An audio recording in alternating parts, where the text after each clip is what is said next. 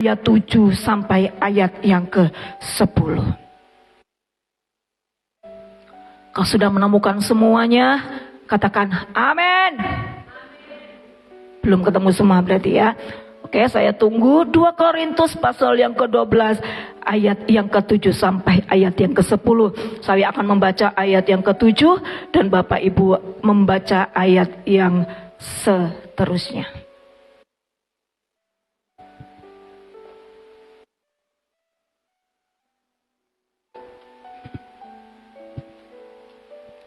Saya akan membaca ayat yang ke-7. 2 Korintus 12 ayat yang ke-7. Dan supaya aku jangan meninggikan diri karena penyataan-penyataan yang luar biasa itu, maka aku diberi suatu duri di dalam dagingku, yaitu seorang utusan iblis untuk menggocok aku, supaya aku jangan meninggikan diri.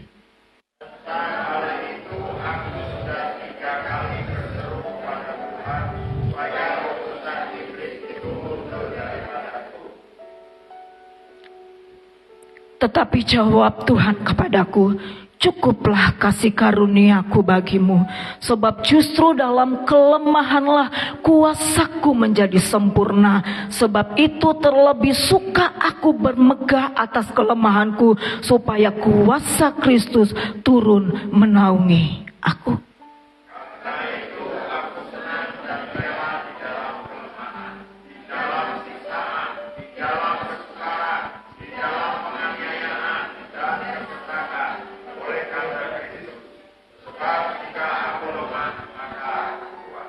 Puji Tuhan, Bapak Ibu terkasih dalam Tuhan, saya ambil judul khotbah saat pagi hari ini, dampak positif dari sebuah masalah.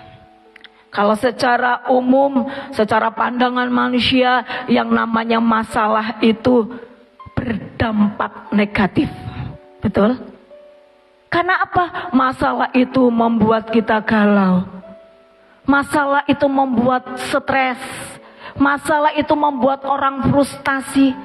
Masalah itu membuat orang kehilangan semangat, kehilangan kekuatan.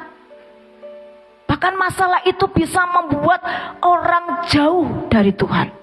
Secara pandangan manusia, masalah itu negatif. Bapak dikasih dalam Tuhan. Tetapi bagi setiap kita, orang-orang yang percaya, kita orang percaya, amin. Bagi setiap kita orang-orang yang percaya, yang namanya masalah persoalan itu hal yang apa? Biasa. Firman Tuhan katakan pencobaan-pencobaan yang kamu alami ialah pencobaan yang biasa.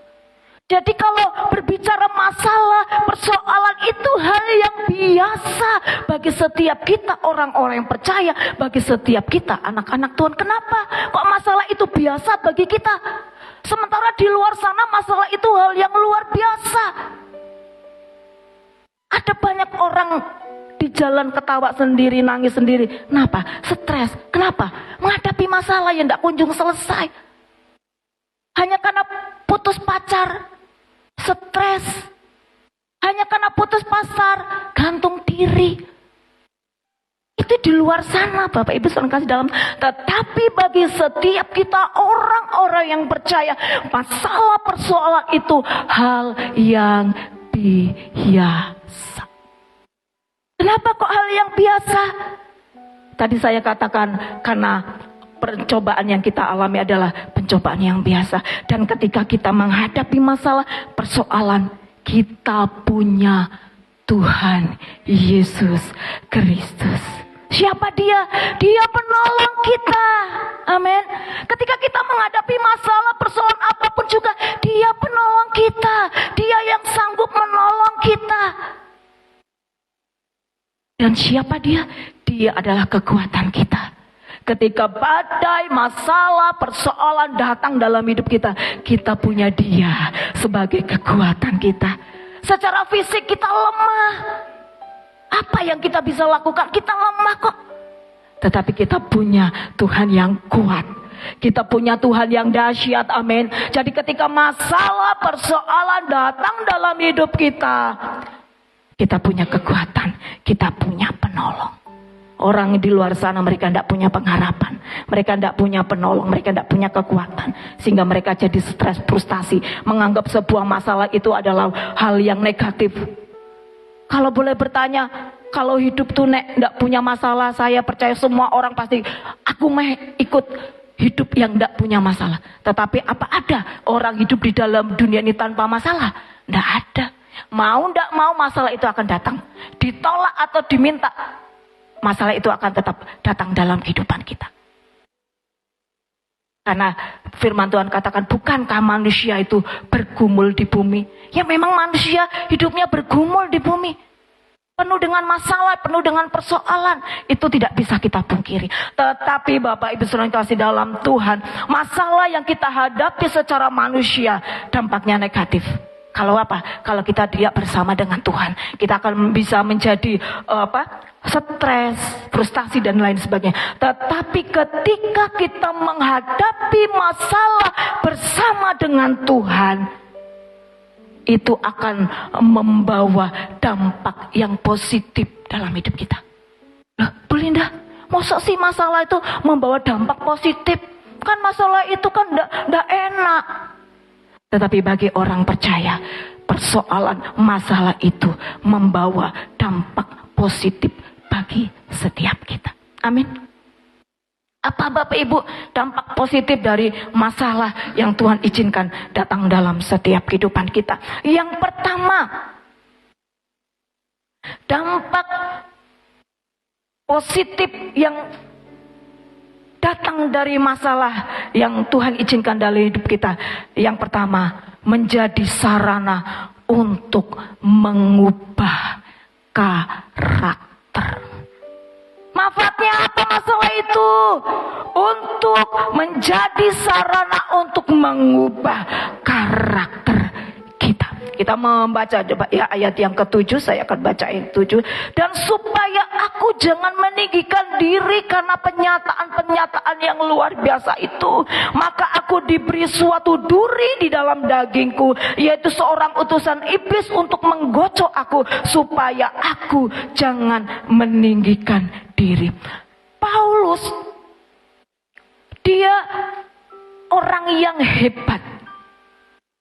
Bahkan di dalam ayat yang keempat, ya kita lihat ayat keempat, ia tiba-tiba diangkat ke Firdaus dan ia mendengar kata-kata yang tak terkatakan, yang tidak boleh diucapkan manusia. Paulus adalah suatu orang yang hebat, orang yang luar biasa. Bahkan dia satu-satunya rasul yang diizinkan naik ke surga. Bukankah itu hal yang hebat? Bukankah itu hal yang luar biasa? Tetapi Bapak Ibu sekasih dalam Tuhan, Tuhan izinkan ya. Maka aku diberi suatu duri di dalam dagingku. Diberi suatu duri di dalam daging. Duri di dalam daging, ada yang mengatakan bahwa itu penyakit epilepsi. Ada yang mengatakan itu penyakit malaria yang akut. Tetapi lebih banyak dikatakan bahwa penyakit yang ada dalam kehidupan Paulus itu adalah radang mata yang begitu hebat, yang membuat Paulus itu menderita. Mengapa kok masalah itu ada terjadi dalam kehidupan Paulus? Mengapa Tuhan izinkan masalah itu datang dalam kehidupan Paulus? Supaya Paulus tidak meninggikan diri karena kehebatannya, karena keluar biasaannya. Kalau kita dengar cerita dari Paulus, dia orang yang luar biasa, sapu tangannya aja itu bisa membuat mujizat. Dia bisa membangkitkan orang mati, dia bisa menyembuhkan orang yang sakit. Dia luar biasa. Tetapi Rasul Paulus mengakui bahwa Tuhan izinkan ada duri dalam daging dalam hidupnya, yaitu penyakit yang menyiksa, yang membuat ia menderita. Supaya apa? Supaya Paulus tidak meninggikan diri karena hal-hal yang luar biasa dalam hidupnya. Tetapi dengan masalah yang ada dalam hidupnya, dia menyadari bahwa tanpa Tuhan, Paulus tidak mampu berbuat apa-apa. Bapak Ibu kasih dalam Tuhan, dampak positif dari masalah yang Tuhan izinkan dalam kehidupan kita mengubah karakter kita.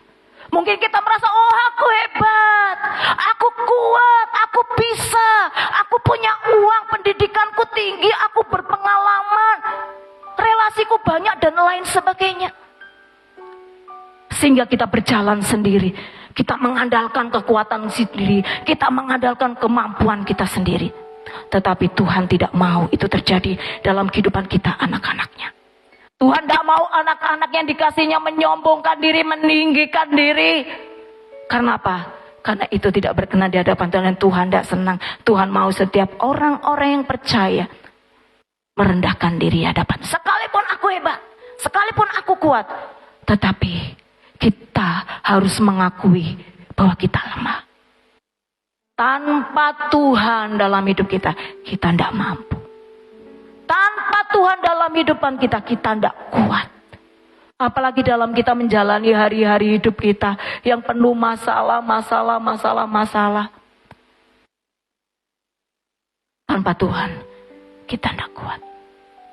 Jadi, dampak positif dari masalah itu adalah membentuk karakter kita menjadi seperti karakter Kristus. Amin. Kristus adalah pribadi yang rendah hati, dia luar biasa. Dibuktikan dengan apa? Dia raja di atas segala raja. Dia yang mempunyai kerajaan sorga dan kemuliaan. Tapi dia mau rela turun ke dunia, menjelma menjadi manusia.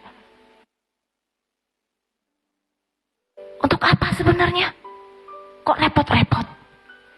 Tetapi itu dilakukan untuk menjadi teladan bagi kita.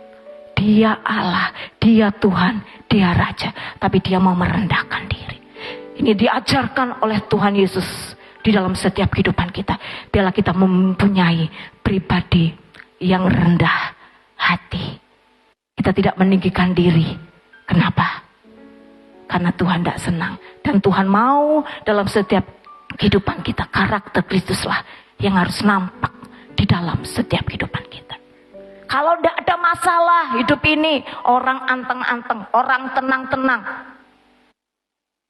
Tetapi ketika ada masalah datang, hidup kita diproses demikian rupa. Sehingga benar-benar kita menjadi pribadi yang luar biasa.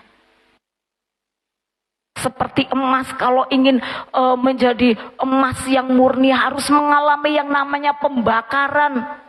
Demi pembakaran, supaya apa? Menghasilkan emas yang murni, yang indah, dibentuk sedemikian rupa supaya menjadi emas yang indah, yang murni, dan menjadi berharga. Bapak sekasih dalam Tuhan, jadi dampak positif dari masalah adalah menjadi sarana untuk merubah karakter kita menjadi karakter Kristus yang nampak di dalam setiap kehidupan kita. Hal yang kedua, Bapak Ibu, apa dampak positif dari masalah? Yang kedua, menjadi sarana untuk kita melihat kuasa Allah. Kita akan membaca ayat yang ke-9. Tetapi jawab Tuhan kepadaku, cukuplah kasih karuniaku bagimu, sebab justru dalam kelemahanlah kuasaku menjadi sempurna. Sebab itu terlebih suka aku bermegah atas kelemahanku, supaya kuasa Kristus turun menaungi aku. Bapak sekasih dalam Tuhan, Paulus adalah orang yang luar biasa. Dia menyembuhkan orang, dia membangkitkan orang mati, dia mengadakan banyak mujizat. Tetapi kita lihat, kita baca bahwa ketika duri dalam daging ada dalam hidupnya, sakit penyakit ada dalam hidupnya, apakah Paulus sembuh? Malah dikatakan dia berdoa 3 kali, dia berdoa. Artinya apa?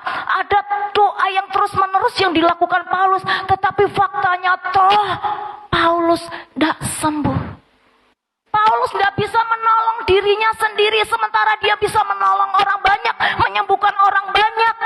Tetapi Paulus tidak dapat menyembuhkan dirinya sendiri. Bahkan dia sudah berdoa kepada Tuhan, tetapi toh tidak sembuh. Kenapa? Kenapa Tuhan izinkan demikian Bapak Ibu? Supaya Paulus melihat kuasa Tuhan bekerja dengan dahsyat dalam kehidupan Paulus. Saya pernah bercakap-cakap dengan jemaat. Jemaat itu katakan seperti ini. Halah, Pak Pendeta nek ndongake wong ki yo mari. Tapi ndi Pak Pendeta ya lorono. Ya, iya ya. Pak Pendeta, Bu Pendeta lorono. Padahal lo nek ndongake wong yo mari. Tapi kok nek lara donga kok ora mari. Ternyata jawabannya adalah Tuhan izinkan itu supaya apa? Kuasa Tuhan bekerja dalam hidup kita. Paulus katakan justru dalam kelemahanku lah kuasa Tuhan bekerja dengan dahsyat. Ketika kita merasa tidak mampu, ketika merasa lemah, ketika kita merasa tidak berdaya, disitulah kuasa Tuhan bekerja lebih dahsyat dalam kehidupan kita. Kita akan melihat kemuliaan Tuhan, kita akan melihat mujizat Tuhan, kita akan melihat keajaiban Tuhan yang luar biasa di dalam setiap kehidupan kita. Bapak Ibu kasih dalam Tuhan, Bapak Ibu ingat 9 tahun yang lalu saya hamil adiknya Revel. Senang, karena memang saya pengen anak perempuan. Dan anak-anak semi Revel minta, mama punya adik dong ma. Akhirnya saya berdoa sama Tuhan. Tuhan kalau Tuhan izinkan di umur saya 35, waktu itu umur saya 35. Di umur saya 35 saya pengen punya anak lagi. Jika Tuhan mengendaki. Benar Bapak Ibu, saya hamil. Bulan pertama, bulan kedua tidak ada masalah apa-apa. Tetapi menginjak bulan ketiga, saya mengalami sakit yang luar biasa. Saya ingat di sini ada doa 10 hari. Ketika habis doa saya kaku. Ketika duduk saya tidak bisa bergerak. Karena perut ini terasa sakit sekali. Saya merasa tidak kuat. Akhirnya sama bapak-bapak digotong ke kamar. Sama Bu Inten saya ingat direbusin air panas, ditaruh di botol, ditaruh di perut saya. Agak enak. Akhirnya saya benar istirahat, bergerak sedikit aja sakit. Jadi memang benar-benar saya bed rest di kamar, saya istirahat total. Jadi saya tidak bisa pergi untuk periksa ke bidan, ke Bu Yuli atau kemana, saya tidak bisa. Karena memang nunggu agak enak. Tetapi hari lepas hari sakit itu semakin luar biasa. Bahkan terakhir itu saya udah tidak kuat. Saya duduk di pojok situ, badan saya kaku.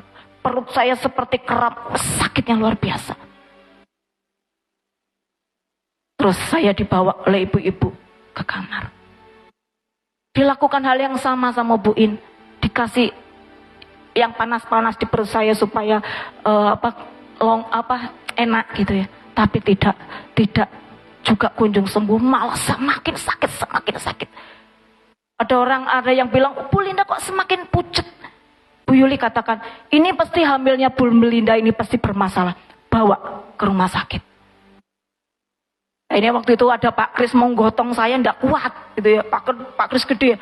Akhirnya Bapak Waluyo, luar biasa ya. Pak Waluyo gendong saya dimasukin mobil Alphardnya Pak Denny pada waktu itu. Saya dibawa dokter Musli. Di jalan saya rasanya udah ndak kuat, begitu sakit yang luar biasa. Saya pernah melahirkan, sakitnya luar biasa. Tetapi ini 3 kali lipat dari orang melahirkan, sakitnya luar biasa. Saya udah di mobil udah katakan, aku ndak kuat Bu. Bu Surati berkata, Bu Linda kuat. Ketika saya rasanya mataku ya males, kayak mau hilang gitu. Mungkin mau mati, mungkin mau hilang nyawa saya. Tetapi di situ saya melihat anak-anak saya berjalan runtun-runtun. Ada Semi, ada Revel di depan saya. Di situ saya semangat lagi. Aku kuat. Ternyata ini dulu jalan lagi dicor. Jalan mana itu ya Pak Denny, ada cor-coran. Akhirnya kita muter ke sana. Di sana ada truk guling. cari jalan lagi. Padahal saya sudah tidak kuat luar biasa. Singkat cerita, saya ada di rumah sakit di Dr. Musli. Pak Timo waktu itu masih kuliah dan ditelepon nyamperin saya. Ketika baru saya datang digeledek masuk ke rumah sakit itu, susternya berkata ini, "Lah, kok udah kayak gini baru dibawa?" Bayangan saya, wis mati mungkin aku, wis pucet mungkin norak ngena rasane. Ketika perut saya sakitnya luar biasa, dokter Musli itu tulangannya gede Bapak Ibu. Dicek apakah ada pendarahan luar, oh enggak ada. Apakah ada pendarahan di dalam, ini tanganmu masuk. Wah, bayangkan, begitu perut saya lagi sakit, tambah dimasukin tangannya begitu gede, rasanya kayak apa. Rasanya suka upun-upun. Sakit. Bayangan saya mau langsung disuntik apa benda sakit. Enggak, diperiksa dulu. Apakah ada pendarahan di luar? Enggak ada. Apakah ada pendarahan di dalam? Enggak ada. Lebih dalam lagi, apakah ada pendarahan? Tidak terdapat pendarahan apapun. Di USG perut saya hitam. Jadi tidak terdeteksi faktor apa yang membuat saya sakit. Jadi saya harus mondok berapa hari, pemeriksaan terakhir dokternya meriksa saya, ternyata, "Bu, jenengan hamil kembar." Wah, seneng ya. Wah, hamil kembar. Bojoku kepengen anak kembar. Doa Pak Timo pengen anak kembar. Saya seneng. Sik Bu, tetapi justru janin ibu yang berkembang itu yang di luar kandungan. Itulah penyebab ibu mengalami kesakitan yang luar biasa. Setelah terdeteksi, karena waktu itu HP saya rendah sekali, ketika habis diperiksa itu mujizat Tuhan, HP-nya naik dan normal. Akhirnya dokter bilang, langsung tindakan operasi. Saya tahu bahwa Allah turut bekerja dengan luar biasa. Ketika saya pemeriksaan ulang, dokter yang sama memeriksa saya. Ibu tahu enggak? Ibu tuh nemu nyawa. Loh, maksudnya apa dok? Kasus seperti ibu itu berbahaya. Ibu bersyukur karena pada waktu itu ibu kesakitan luar biasa. Kalau enggak, hamilnya ibu biasa-biasa, dan kalau enggak merasakan sakit, berbahaya. Berapa minggu lagi gumpalan darah itu akan pecah dan akan menyebar kemana-mana, dan akhirnya saya bablas angin ya Bapak Ibu. Tamatlah riwayat saya. Di situ mata saya dicerikan, Tuhan, betapa baiknya Tuhan itu. Kok pada waktu aku sakit ngerasanya, Tuhan kok sakit sih Tuhan. Aku nggak ngerti, saya belum mengerti apa maksud Tuhan. Tetapi ketika pemeriksaan itu, dokternya katakan ibu nemu nyawa. Ibu bersyukur karena Tuhan masih berikan ibu hidup. Melalui apa? Kejadian ibu sakit. Sehingga akhirnya ketahuan bahwa ibu hamil di luar kandungan. Yang satu di dalam kandungan dia tidak berkembang. Jadi harus ditindak dua-duanya. Bapak Ibu sekasih dalam Tuhan. Ketika saya lemah, ketika saya tidak berdaya, ketika saya mengalami sakit yang luar biasa, secara manusia itu tidak enak, itu tidak saya inginkan. Tetapi Tuhan izinkan itu terjadi dalam hidup saya supaya saya melihat kuasa Tuhan yang begitu dahsyat dalam kehidupan. Di situ saya melihat, oh Tuhan, betapa baiknya Engkau. Aku masih hidup sampai detik hari ini. Bapak Ibu sekasih dalam Tuhan. Masalah yang engkau hadapi, persoalan yang Tuhan izinkan datang di dalam setiap kehidupanmu, Tuhan memberikan hal yang positif dalam kehidupan kita. Bahwa segala sesuatu yang Tuhan kerjakan dalam hidup kita, sekalipun itu masalah, itu mendatangkan kebaikan bagi setiap kehidupan kita. Sehingga apa? Ketika dalam kelemahan kita bisa berkata, Yesus Engkau ajaib bagiku, tak ada yang tak mungkin bagimu. Kau yang telah berfirman dan semuanya jadi. Yesus Engkau ajaib bagiku. Sungguh ku percaya Tiada yang mustahil, mujizat masih ada dalam hidupku. Sembuhkan sakitku, pulihkan jiwaku. Mujizat masih ada bagiku.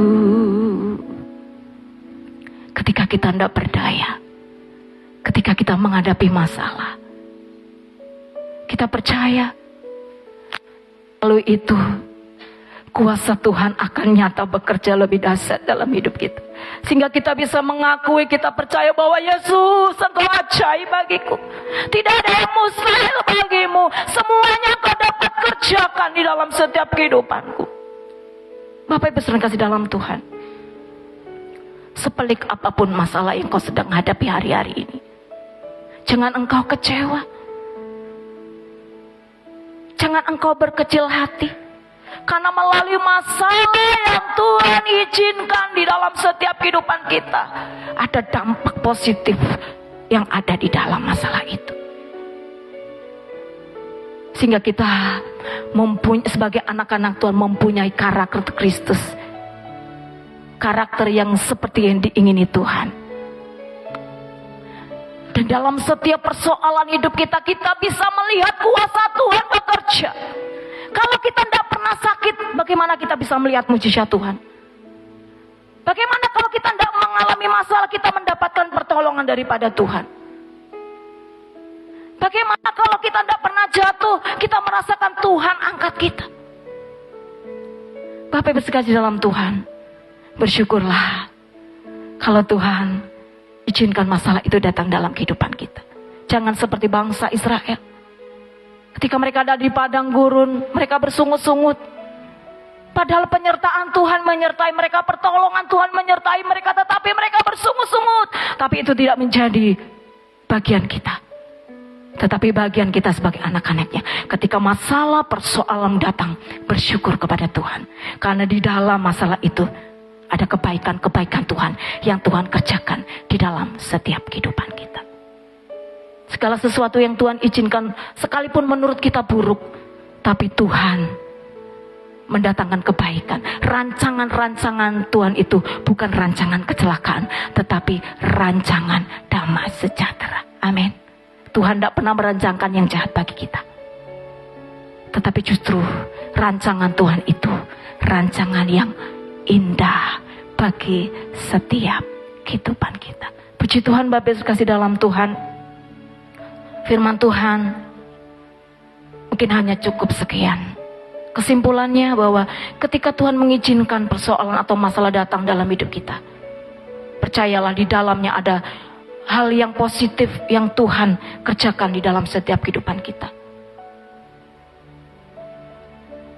Dan masalah itu menjadi sarana untuk kita berubah karakter kita. Mungkin karakter kita selama ini karakter yang tidak berkenan sama Tuhan. Tetapi dengan masalah yang ada, kita jadi menyadari. Dan kita mengikis karakter yang tidak berkenan di hadapan Tuhan. Sehingga karakter Kristuslah yang ada dalam setiap kehidupan kita.